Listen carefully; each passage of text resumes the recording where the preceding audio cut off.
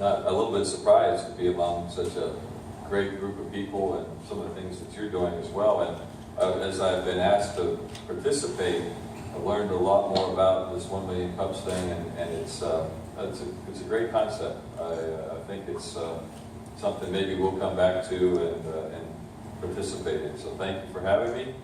I hope that today isn't really so much about me and my story, although there will be a part of that, as much as it is about just some good, solid principles that have worked for my organization. And frankly, most of them are things that I've learned from other people. And I don't know that I've had I guess a unique thought. I think I've been fortunate to be able to be around people who were great mentors, taught me a lot, and you got to apply all those things to what you do. The first thing though is, I mean, we'll do a little bit of the commercial part, which is we are Daytona Dodge, Chrysler, Jeep, Ram, Fiat, Maserati, Alfa Romeo of Daytona. That's a lot to say. And we also have now added the Daytona Ram Truck Center, as well as a little, we're kind of incubating a little entrepreneurial activity called Daytona's Garage. We started in 1997 here in Volusia County. Some of you may not even be that old, but actually 1997 we bought what was Hurley Dodge and Kia on the International Speedway Boulevard. That place was about 2.5 acres. I think it was about maybe 12,000 square feet. To put it in perspective, if you know where Jimmy John's is, that was about it right there. Okay, it was that small. The Speedway it was a great place. When we took over the place, we changed the name to Speedway Dodge and Kia and tried to create I guess that was one of the first real creative ideas we had. We tried to create an environment in that dealership that was race themed. So you would see all kinds of race memorabilia, you would see race car simulators, and you would see, well, you would hear, I think the important part is you would hear, we all had alter egos. So all of our staff, when you page the name, would be somebody other than themselves. They would be a race car driver. So you might hear David Pearson to the sales office, and the customers that were in the building would go, "Wait, you kidding me?" Or Richard Petty, that was me. Would come to the service department, and everybody had one, and it was very very cool, and it helped identify us as being unique and different than the normal car dealer experience. I want to go back in time though. This was how we got to Volusia County. My career started back, formally in 1979. I went to college on a golf scholarship at Bethany College in Bethany, West Virginia. It's near Wheeling, great place. And I really loved golf, except when you thought that was what you were going to do for a living. Then I turned into hating golf. And I didn't stay in college because I really did want to get into the automobile business. So I left, made my mom sad, and got back into the car business. I started on a little used car lot for my father in a little town called Rouseville, Pennsylvania. So imagine how big that is, about as big as this room. The city, not the building. And it was a dirt lot with the lights about that size, maybe not that bright, and a string of them. So it was a very small, humble beginning. Would take the keys for all the cars I would take home in a cigar box every night. That was the extent of what started this. Now we have 27 acres. 27 acres, about 125,000 square feet of buildings. We started with actually less than 50 employees. closer to 35. Today we employ about 160 people. We had, back in those days, in the little dirt lot, I had about 15 cars at any given time.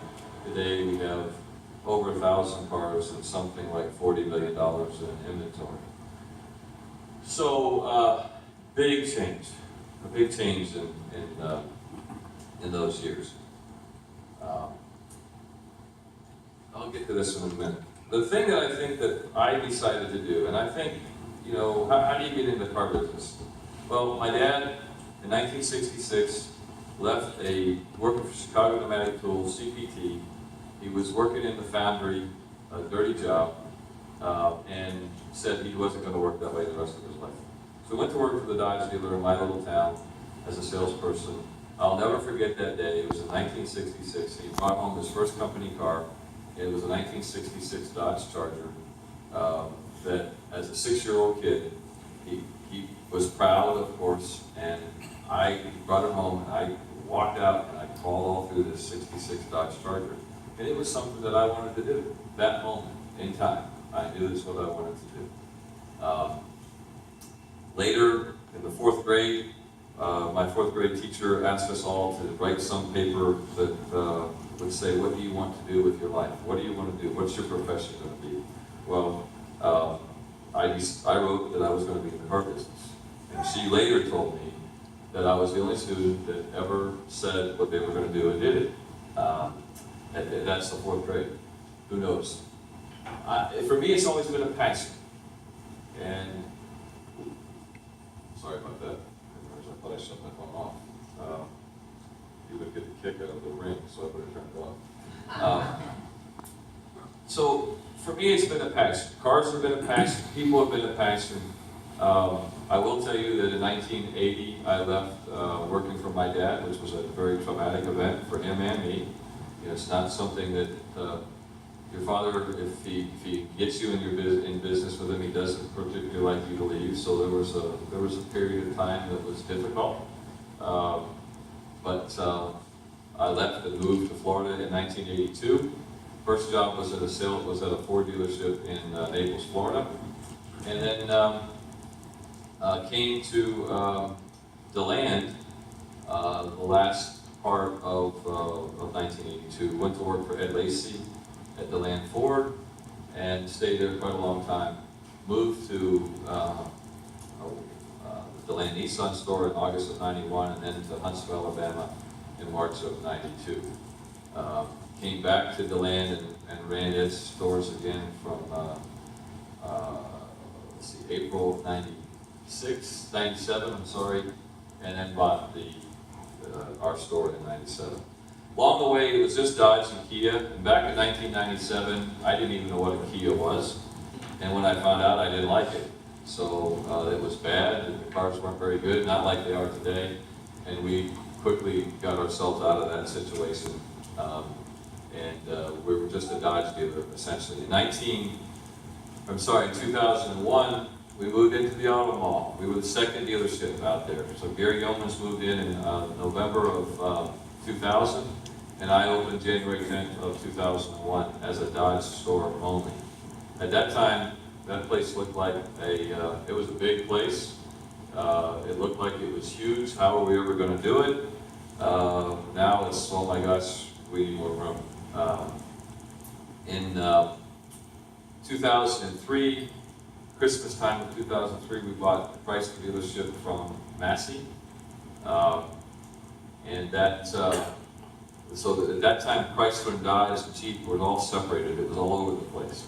So we bought Chrysler from the Massey Group in 2003. Later in 2008, right as the world was coming to an end, financial markets were crashing.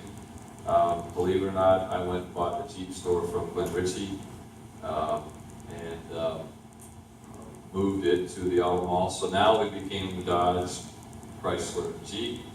In 2010, roughly, the new owners of Chrysler Corporation, Fiat Chrysler Automobiles now, decided the Ram was going to become its own separate brand. So I guess it was a good idea. So now we're Dodge, Chrysler, Jeep, Ram. May of 2011, we became a Fiat dealer, one of, at that time, one of 13 in the country.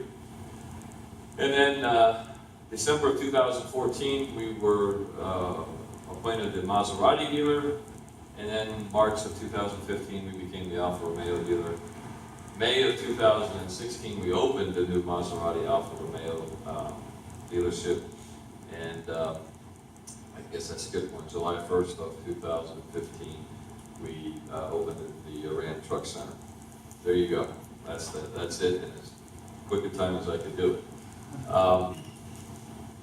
I think the thing that before I get into this, that I want to try to talk to you about, for me, I set that tone with being a 6-year-old and the cars and the people.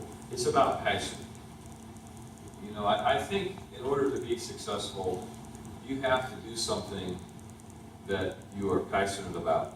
Now, you've got to balance passion with common sense. I mean, there's a lot of things I'm passionate about that I wouldn't make money at, right? So you've got to be able to make that determination. But for me, passion is probably the single biggest element of success. And by the way, success isn't all about money. I know a lot of people who are very, very successful by making less money than maybe somebody else. It has to be enough. What I've found in my life, and when I talk to people about coming to work with us and talking to other people like yourselves, success is determined by your relative happiness. Are you able to balance life at home? Are you able to provide for your family? And are you able to invest and save for a later day, a retirement? But it's not necessarily about being a millionaire. I'm fortunate. For me, I would do what I do today if it made less money. I absolutely can tell you that without hesitation and without qualification. In fact, I've done it for less money. I never pursued a paycheck. When I left working for Ed Lacey, it had nothing to do with money. I went to work at the Land Nissan. I thought it was a lateral move. It ended up being a beneficial move. When I left working for the Land Nissan and went to work at Huntsville, Alabama, I was sure it was a lateral move. And clearly it was not, and ended up being much better. And ultimately, buying your own dealership, even through the thick and the thin time, it's been a better decision, but it was never about making more money. I set about trying to do a couple things.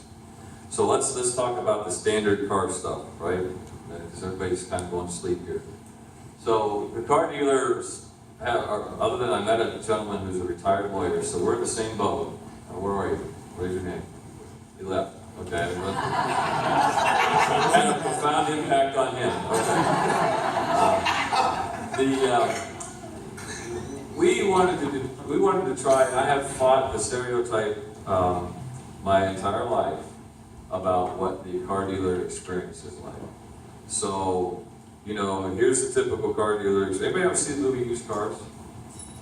Okay, in the industry, it's famous. I mean, it's just a tremendous movie. Watch it. You'll get a kick out of it. But it's, you hear stories about, you got all the guys standing outside smoking cigarettes and, waiting, and there's sharks. It's the sharks that are waiting to pounce when you pull into the car dealership. Well, we try to make sure in our dealership that's not the experience that you have. The whole point of what we do, and this piece here, community involvement, is part of our culture. We're individuals just like you are. I don't know what businesses you're in. There's nothing wrong with being profitable, by the way. One thing Ed Lacey taught me, that this was his quote, was behind his desk. He said, "A company that does not make money is not a safe place to work." Right? So it's a pretty simple statement. So we don't shy away from being profitable, or even saying that we're going to be profitable. But then it allows us to do some of these other things. So right now we're working on a culture. We have 160 employees, and we're trying to get every one of those employees involved in some way in the community. And to the point where if it's actually part of their job. We're not going to, if they're a technician and he needs to leave at 4 o'clock to attend a Little League board meeting, that's acceptable. If you're helping the Cancer Society and you are an hourly employee, that's encouraged, go. Now, there's a level of responsibility, right? You've got to be able to report back to us and be accountable for that time, and we need to know that you're actually using it the right way. But so here's some things that we're involved in. The Boys and Girls Club of Volusia County, I'm a trustee of that organization, past president. Kevin participates with the Daytona Beach Police Foundation and Rotary. We started our own organization. I hope you've heard of it. If you haven't, it's called Excellence in Education. We've spent, I think now 10 years, so this will be the 10th year. Okay, the 9th year. We've given away 10 cars to juniors and seniors of the Volusia Flagler School System. They're free. Not a lease, it's not a use of, it's actually a free car each year since 2007, I believe. There you go, there's one. 9-year program so far, 10 grand prize winners. 1 year we gave away 2. I lost my mind. It's interesting because we did this to encourage, help the teachers have a program that they can maybe motivate students. The whole point of this program is this: we try to value the high school education experience, not necessarily all the grades. I know life's a competition. I don't know how many of you graduated valedictorian in your class. Anybody? Come on, be honest. Nobody. Perfect. Okay, that's great. Salutatory. Okay, go ahead. Stand up. Okay. So I didn't graduate in either of those positions. I wasn't a bad student, but I enjoyed the scholastic experience. I tend to think that we could do better in the school systems by encouraging every sort of the whole educational experience, the extracurricular activity experience, the attendance, understanding that you have mentors in the school system. So what we do, each grading period, we ask the students to bring their report cards in and they get to enter for a new car.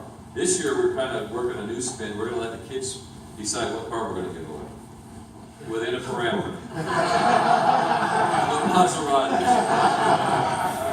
But so they get to make entries for A's, they get to make entries for B's, they get to make entries for perfect attendance, and then there's a component for extracurricular activities, school-sponsored activities, band, sports, clubs. The other thing, though, that's the twist, is that every time they enter, they have to name a mentor. So somebody that's impacted or impacting their current educational experience. It could be the cafeteria lady. It could be the guidance counselor. It could be the superintendent or the principal, or it could be the math teacher or coach or the ROTC person. All these people, by the way, have been named in these kids' entries. With the idea that not everybody's going to come out of the school system with a 4.0 or 4.25 or 4.5 grade point average, but they're still going to be good people, and they're going to be good producing members of our society. So that's what that program's all about.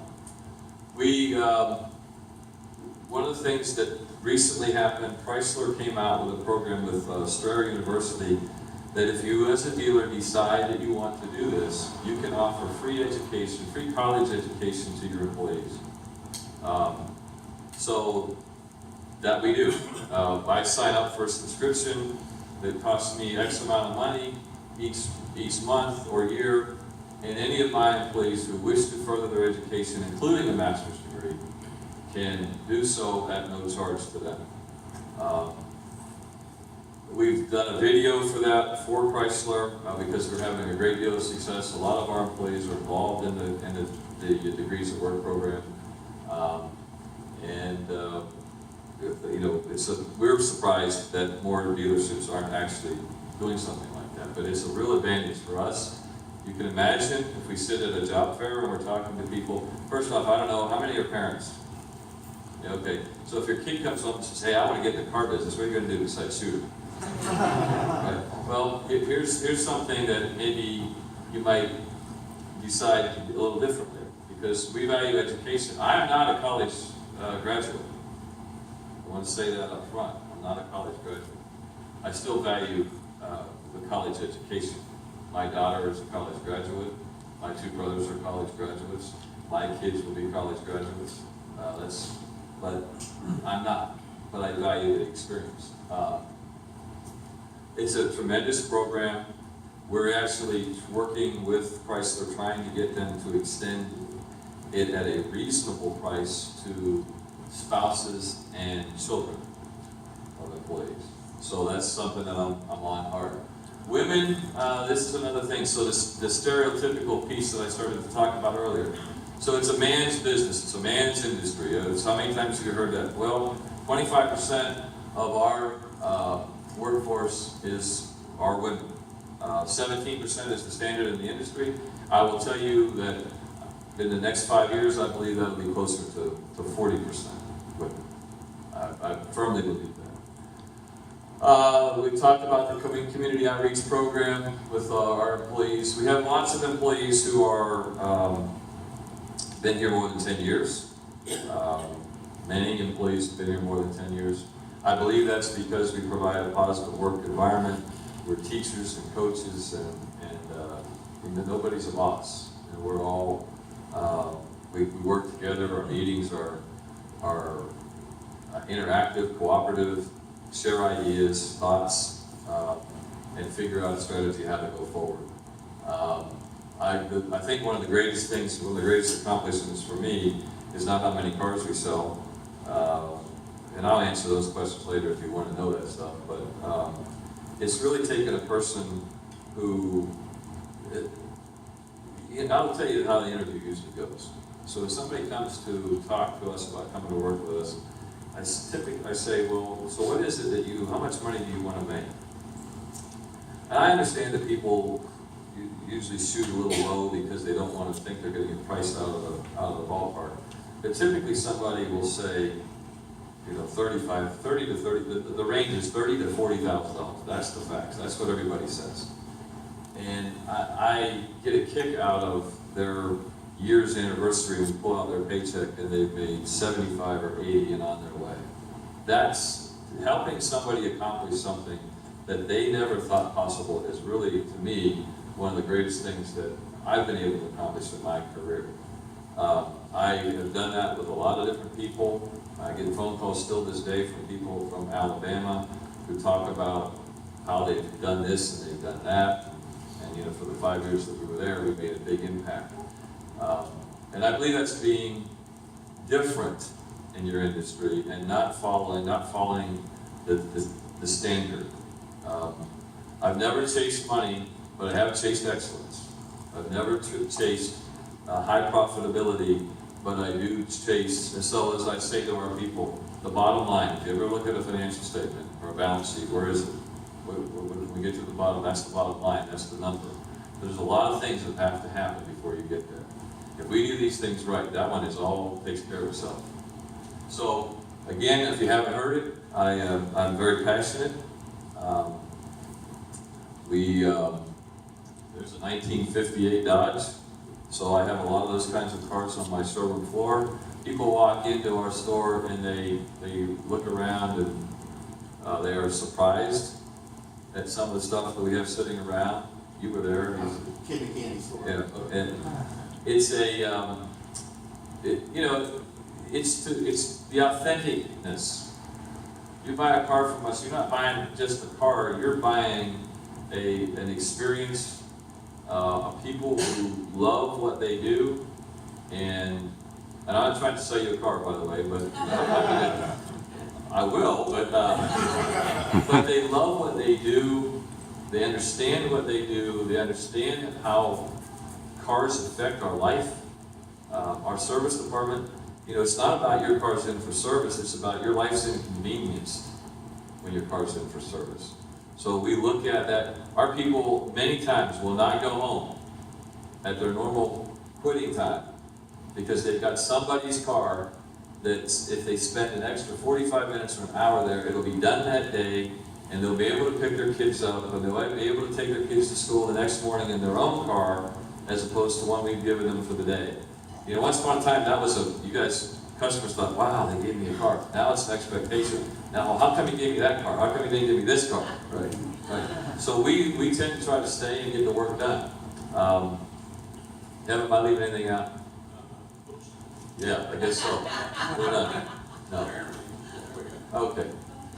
This is something that's perfectly timed. You know, I've only had a few heroes in my life. One of them was Roberto Clemente, and if you don't know who he is, just Google him and you'll find out who he is. He was a great baseball player, died in an airplane crash taking supplies to the earthquake victims in Nicaragua in 1972, New Year's Eve. I was 12, I guess you know that it impacted me. The other one's Arnold Palmer. And this poem was one of his favorite poems, and it says a lot about his life because he was a guy who really didn't have the upbringing, the prince, if you will. He was not groomed to be a golfer. His father was a superintendent of the country club where they lived, but he wasn't even allowed on the grounds. And so he was a blue-collar guy. And here it is. If you think you are beaten, you are. If you think you dare not, you don't. If you like to win but think you can't, it's almost a cinch that you won't. If you think you lose, you're lost. And for in the world we find, success begins with a fellow's will. It's all in the state of mind. If you think you're outclassed, you are. You've got to think high to rise. You've got to be sure of yourself before you can never win a prize. Life's battles don't always go with the stronger or faster man, but sooner or later, the man who wins is the one who thinks he can. And that's kind of the way I live. That's the way you live. Other than that, I hope I haven't wasted your time. I know I haven't wasted your money. How about a round of applause for you?